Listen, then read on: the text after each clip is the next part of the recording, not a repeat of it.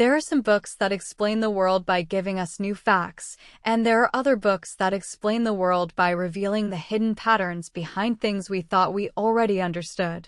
Influence by Robert B. Cialdini belongs to the second category. It is a book about persuasion, but more deeply, it is a book about human automaticity.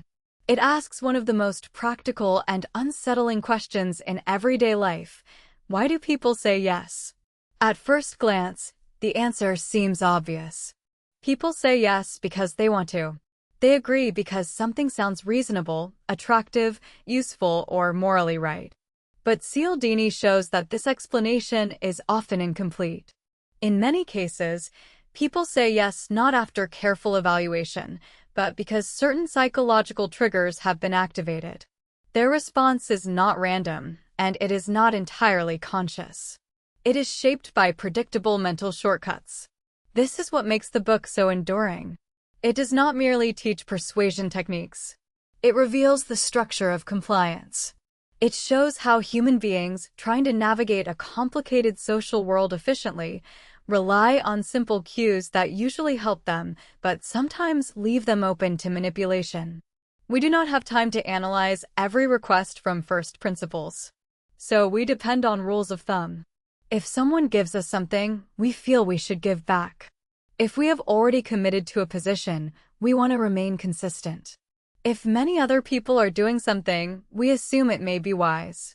If a person seems likable, credible, or authoritative, we lower our defenses. If something appears scarce, we suddenly want it more. These reactions are not signs of foolishness. They are part of how human beings function socially. They allow quick coordination, efficient decision-making, and everyday trust. But they also make us vulnerable. Once these patterns are understood, they can be used to guide behavior, shape judgment, and generate agreement. As we move through this summary, we will explore Cialdini's core principles of influence, the psychology behind them, the settings in which they appear, and the deeper lesson of the book itself. The true power of influence lies not only in showing how persuasion works, but in helping us notice when our own decisions are being shaped before we have fully realized it.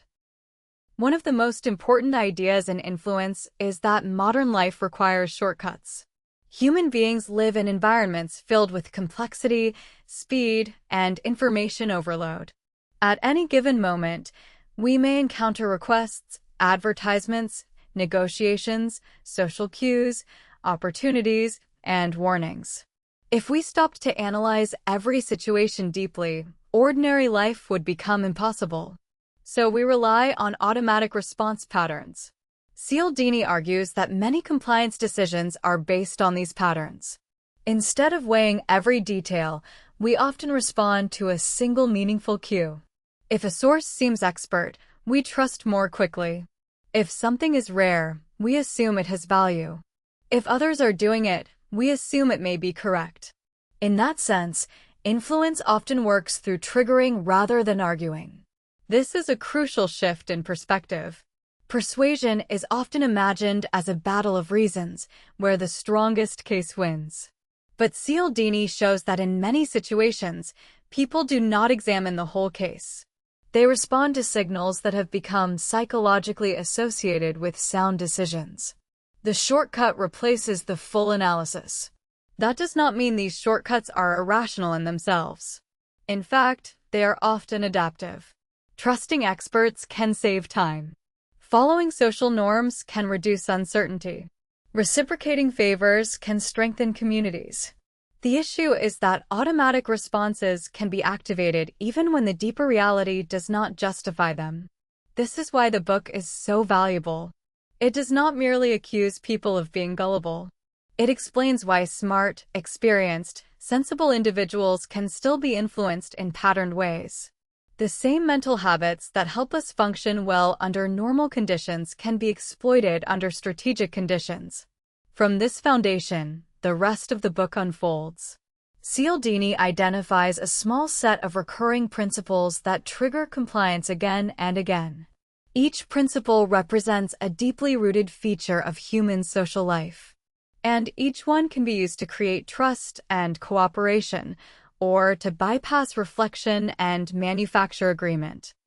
The first major principle in the book is reciprocity. Few social rules are as powerful or as universal. When someone gives us something, does us a favor, offers help, or makes a concession, we tend to feel an obligation to return the gesture. This norm is essential for human cooperation. It allows relationships, communities, and exchange systems to function. Without reciprocity, trust would be harder to build and generosity would often be too risky. But Cialdini shows that the same principle that supports social life can also be used strategically to produce compliance. A small gift, a free sample, a useful favor, or an unexpected act of kindness can create a sense of indebtedness out of proportion to the value of what was received.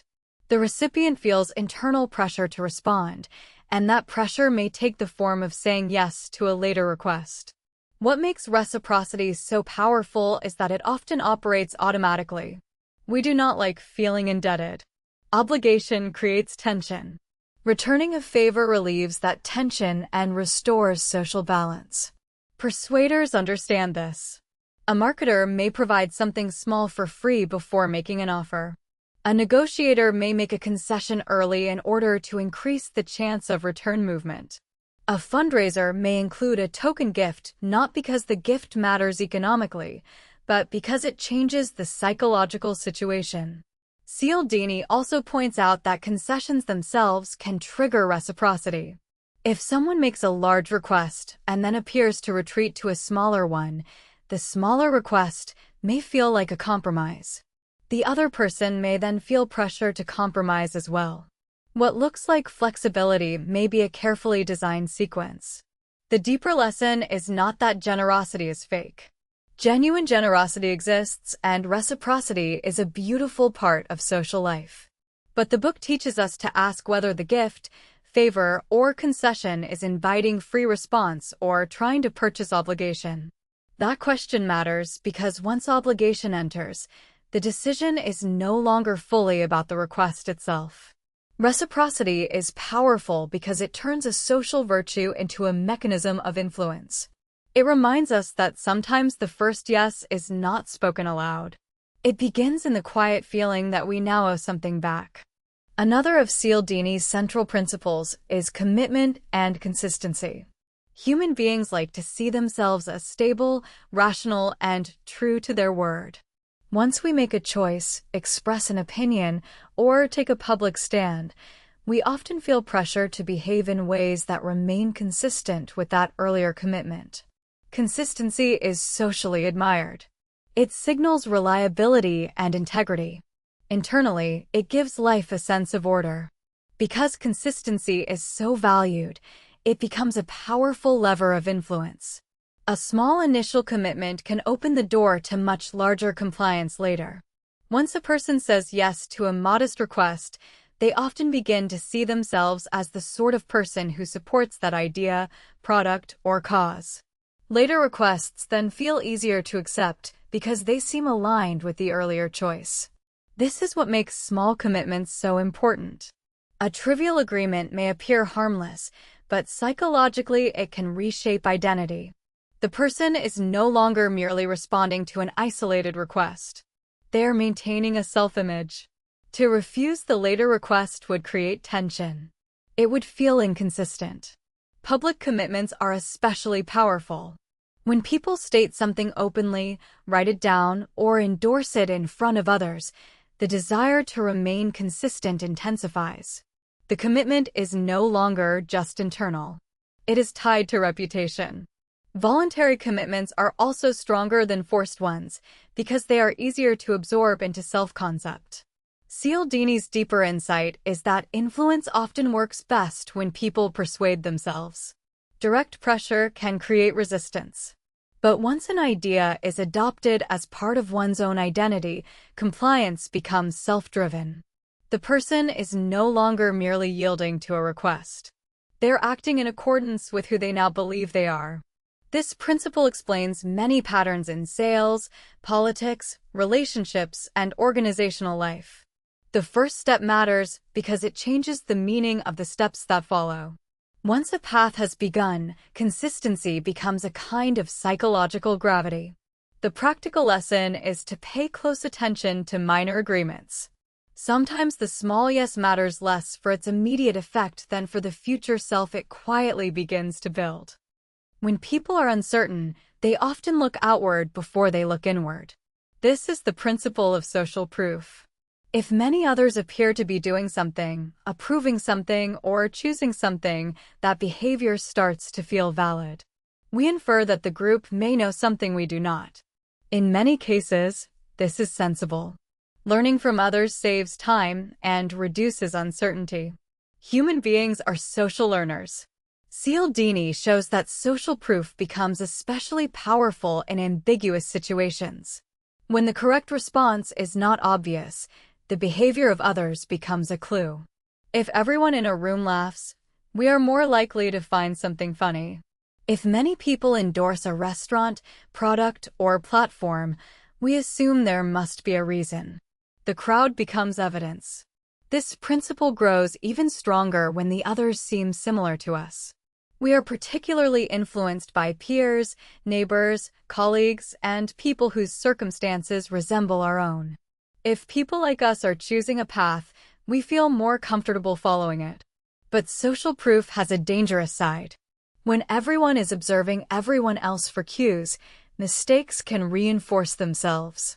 Entire groups can drift into false beliefs, poor decisions, or passive behavior because each person reads the inaction or enthusiasm of others as meaningful. Cialdini points to emergency situations in which individuals fail to help because they see others doing nothing and interpret that stillness as evidence that no intervention is needed. This reveals something profound about influence. The crowd does not have to argue with us. It only has to be visible. Its behavior becomes a silent message. Modern life intensifies this principle. Ratings, reviews, shares, trends, follower counts, and visible demand all function as forms of social proof. They tell us what other people seem to value, and that perception shapes our own evaluation. The practical defense is not to ignore everyone else. Social learning is often useful. The challenge is to ask whether the crowd's behavior is actually evidence of quality or simply evidence of imitation. Sometimes what looks like truth is only momentum. Social proof reminds us that many of our choices are less individual than we imagine. One of the most intuitive yet underestimated principles in influence is liking. We are more likely to say yes to people we like. That sounds obvious, but Cialdini carefully shows how many factors increase liking and, through it, compliance. Physical attractiveness, similarity, familiarity, compliments, cooperation, and positive association can all make a person more persuasive. Attractiveness matters because people tend to assume that appealing outward qualities come with other positive traits. Similarity matters because shared background, beliefs, interests, or experiences create familiarity and trust. Compliments matter because praise, even when transparent, can soften resistance. Familiarity matters because repeated exposure often increases comfort. Positive association matters because if a person becomes linked with enjoyable feelings, desirable outcomes, or admired identities, our response to them improves. This principle is powerful because people rarely separate the request from the relationship completely. If the person seems warm, likable, charming, or relatable, the request may feel easier to accept. Resistance lowers. Judgment becomes gentler. Cialdini is especially insightful in showing how professional persuaders create liking strategically. They look for common ground, offer praise, mirror interests, build friendliness, and associate themselves with positive experiences. None of this has to be dishonest. Genuine rapport matters.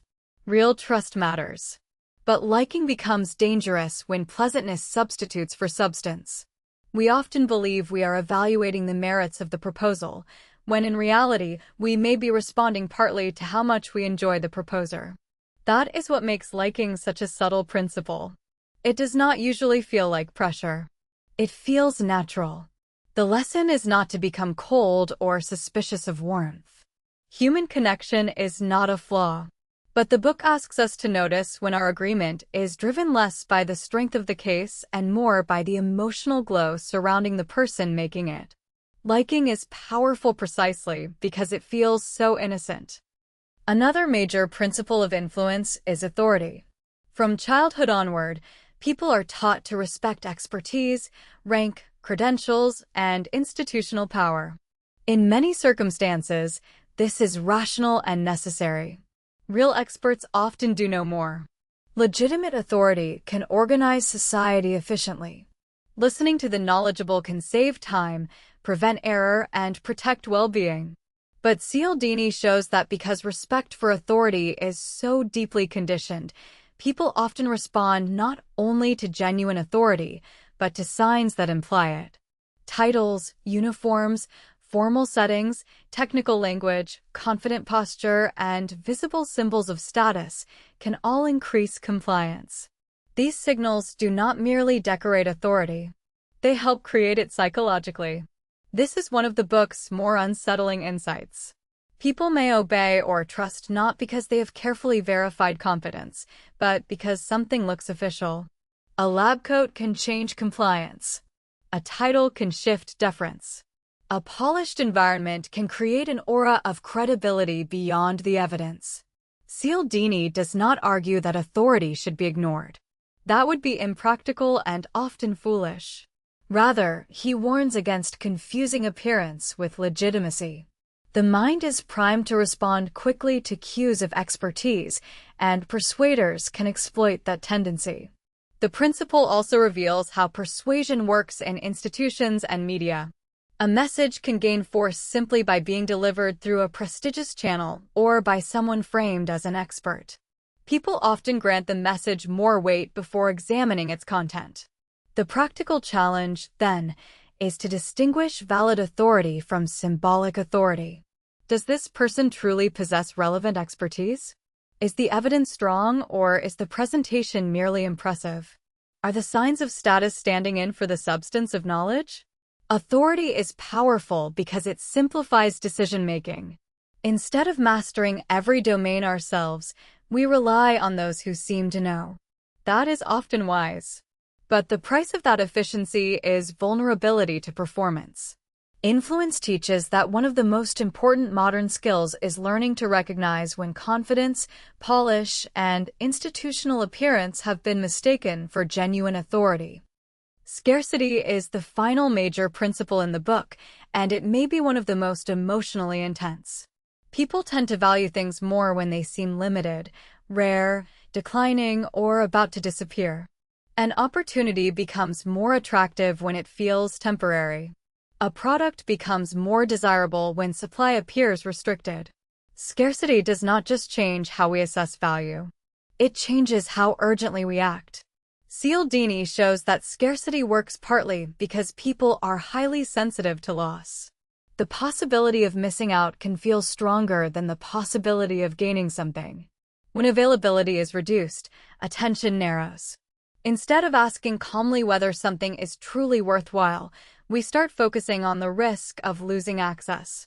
There is another layer as well. Scarcity can create psychological reactance. When freedom of choice is threatened, people often want the restricted option more intensely simply because their freedom has been constrained. The restriction itself increases desire. What is harder to obtain begins to feel more meaningful. This helps explain why limited-time offers, countdowns, exclusive access, rare editions, low inventory alerts, and private invitations work so well. They do not only present value. They produce urgency and emotional activation. The mind shifts from evaluation to protection. I may lose this becomes more powerful than is this actually good for me?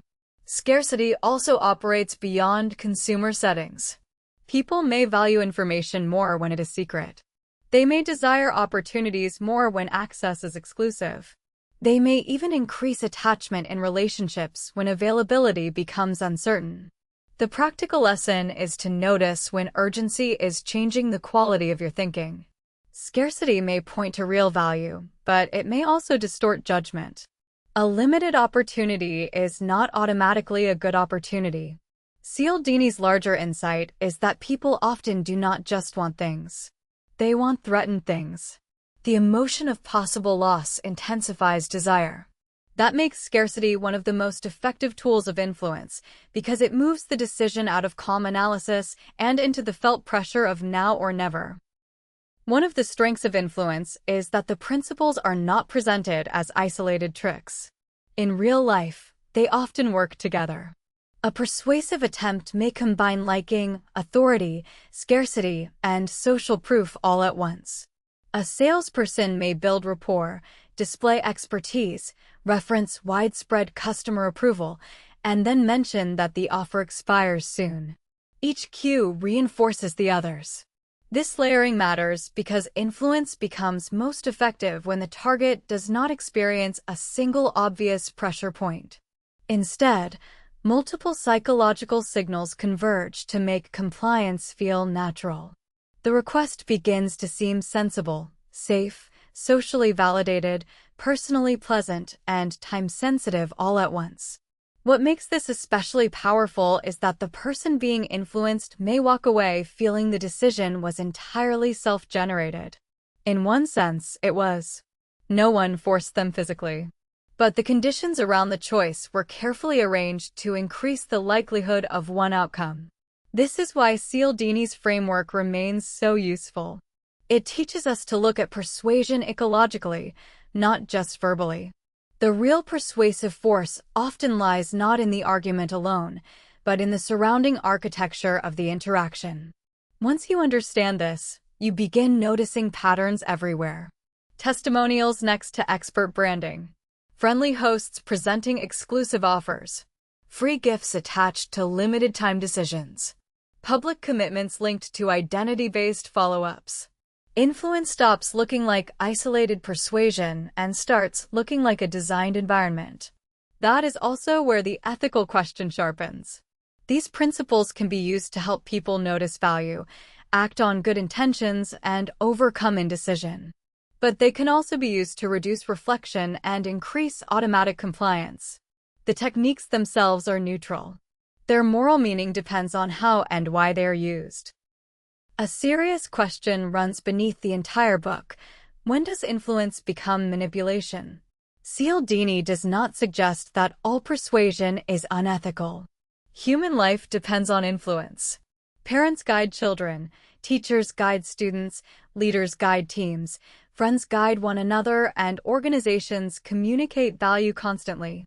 Persuasion can clarify, motivate, and help people act in line with their real interests. The problem arises when influence works by bypassing informed judgment rather than supporting it. If a principle is used to help someone see real value more clearly, the act may be constructive. If it is used to create pressure unrelated to the merits of the choice, the act becomes harder to defend. This is what makes the book morally serious. It does not simply hand readers a toolbox. It forces reflection on how psychological knowledge should be used. Understanding human automaticity creates power. That power can be applied with respect or with exploitation. The ethical distinction often comes down to alignment. Is the influence helping the other person make a better decision or merely a more predictable one? Is the social cue clarifying reality or distorting it? Is urgency genuine or manufactured? Is authority legitimate or staged? Is rapport authentic or strategically simulated without regard for the other person's welfare? These questions matter because influence techniques can be highly effective even when the underlying offer is weak. The more automatic the response, the less likely the person is to examine substance. Cialdini's lasting contribution is not just showing that persuasion works. It is reminding us that persuasion always carries ethical weight. The ability to produce compliance does not prove that compliance should be produced. Real influence, used well, respects human agency. Manipulation treats it as something to be bypassed. One reason influence has remained so popular is that once you learn its principles, you start seeing them everywhere. They appear in sales calls, online shopping, workplace dynamics, media campaigns, political messaging, negotiation, friendships, and even family life. A free gift arrives with a request. A popular choice is framed as the obvious one. A person builds rapport before making an ask. A title or symbol implies expertise. A deadline increases urgency. The patterns repeat. This can make the world feel newly transparent. What once seemed like isolated persuasion now looks like structured compliance. The book gives readers a vocabulary for experiences they may have sensed but never articulated. That awareness is empowering because it slows the automatic process. If you can identify the principle being activated, you gain a small but meaningful distance from it. You can ask yourself whether you truly want to say yes, or whether the pressure is coming from reciprocity, consistency, social proof, liking, authority, or scarcity. Cialdini does not promise total immunity. These principles are deeply human, and no one escapes them completely. But awareness changes the texture of decision-making. It introduces a pause. And often that pause is enough to restore choice. This is especially important in a world designed around attention, comparison, and urgency. Digital environments are often built to exploit social proof and scarcity at scale. Modern branding frequently merges authority, liking, and exclusivity in highly polished ways. The book remains relevant because the psychology has not changed, even if the platforms have. Recognizing influence is not about becoming cynical. It is about becoming conscious.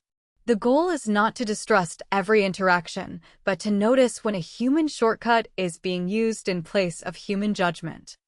There is another side to Cialdini's work that is easy to miss if the book is read only defensively. The principles of influence can also be used constructively. Understanding how people make decisions can help leaders communicate responsibly, educators motivate effectively, organizations present choices more clearly, and individuals advocate for good ideas without relying on confusion or force. Reciprocity can support genuine generosity. Commitment and consistency can help people honor meaningful goals. Social proof can encourage beneficial norms, like healthy behavior or pro-social action. Liking can deepen trust and openness. Authority can help legitimate expertise guide decisions. Scarcity can highlight real urgency when timing truly matters. The key is that ethical influence aligns method with truth. It does not invent false scarcity, fake authority, or superficial rapport merely to drive action. Instead, it presents reality in ways that are psychologically intelligible and motivating. This is an important point because persuasion itself is not the enemy. Human beings influence one another constantly and often for good reasons. The deeper challenge is to do so without exploiting blind spots unnecessarily. Cialdini's framework, therefore, has a double value. It helps us resist manipulation, but it also helps us communicate with more realism about how people actually decide. Too often, well-intentioned communicators assume that facts alone should be enough. The book reminds us that delivery, context, and human psychology matter. If you want good ideas to be heard, you must understand the channels through which people naturally respond. Used wisely, influence becomes more than a defense manual. It becomes a guide to ethical persuasion, one grounded in respect for both human vulnerability and human complexity. Influence endures because it reveals something both simple and profound. Much of human behavior is shaped not by long deliberation, but by quick, patterned responses that usually help us and sometimes mislead us. We say yes for reasons that feel natural, yet those reasons are often more structured than we realize. Robert Cialdini's great achievement is showing that persuasion is neither magic nor mere personality. It is often the activation of reliable psychological principles: reciprocity, commitment and consistency, social proof, liking, authority, and scarcity. These principles are woven into ordinary life. They help relationships function, communities cooperate, and decisions move forward. but they also create openings for manipulation. The book's lasting lesson is not to become paranoid or emotionally shut down. It is to become aware. Awareness creates a pause between trigger and response. It allows us to ask a simple but powerful question: am I agreeing because this is truly right for me, or because a shortcut has been skillfully activated? That pause is where freedom begins. Not perfect freedom, because human beings will always live with influence, but greater freedom. The freedom to recognize pressure without automatically obeying it. The freedom to use persuasive power responsibly when communicating with others. And the freedom to make decisions with a little more clarity in a world designed to shape them before we notice. In the end, influence teaches that understanding persuasion is really a way of understanding ourselves. And once seen clearly, the forces that once felt invisible lose some of their power.